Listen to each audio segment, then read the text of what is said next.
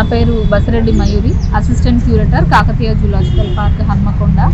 ఈరోజు కాకతీయ జూలాజికల్ పార్క్లో శరణ్ అనే ఒక వైట్ టైగర్ చనిపోవడం జరిగింది. దాని వయసు వచ్చేసి 15 సంవత్సరాలు. అన్ఫార్చునేట్గా అది ఒక 2 days నుంచి సిక్ అయింది. ఒక వామిటింగ్ చేసుకుంది, అదొక సిమ్టమ్ తప్ప ఏమీ లేకుండే. అయితే దానికి తగ్గట్టుగా మన doctors team and Hyderabad zoological పార్క్లో నుంచి కూడా వెటర్నరీ ఎక్స్పర్ట్ టీం వారి సలహాల మేరకి మనము దాని ట్రీట్మెంట్ అయితే చేయడం జరిగింది.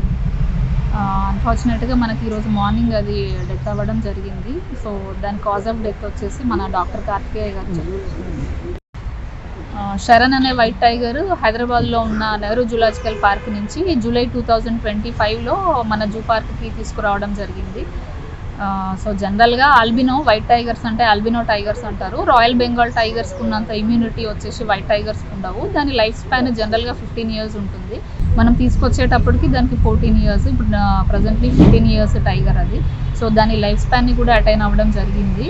కాకపోతే అది హెల్త్ పరంగా కూడా అంతా బాగానే ఉండేది. ఒక 2 రోజుల కిందటి నుంచి అది కొంచెం సిమ్టమ్స్ చూపించడము, ఫుడ్ తినకపోవడము అలాంటివన్నీ చూసాము.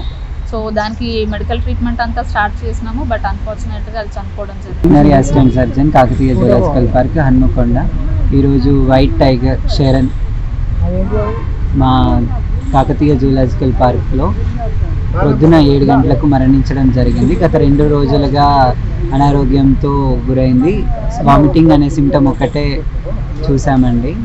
దానికి తగ్గట్టు ట్రీట్మెంట్ అనేది ఇస్తాము. గత 1 రోజుల నుంచి కూడా తనకి హెవీ ప్యాంటింగ్ అలా చేయడం వల్ల దానికి తగ్గట్టు ఆ ట్రీట్మెంట్, దాంతోపాటు ఏజ్ రిలేటెడ్ ఇష్యూస్ ఉండడం వల్ల లివర్ ప్రొటెక్టెన్స్, కిడ్నీ ప్రొటెక్టెన్స్ అవి కూడా ఇవ్వడం జరుగుతుందండి. అనుకోకుండా ఈరోజు మార్నింగ్ 7 గంటలకు మరణించడం జరిగింది. దాంతో వెటనరీ టీమ్ మరియు కాలేజ్ నుంచి వచ్చిన ఎక్స్పర్ట్స్ మేమందరం కలిసి పోస్ట్ మార్టం చేయగా ఏం తెలిసింది అంటే మల్టీ ఆర్గాన్ ఫెయిల్యూర్ వల్ల చనిపోయిందని.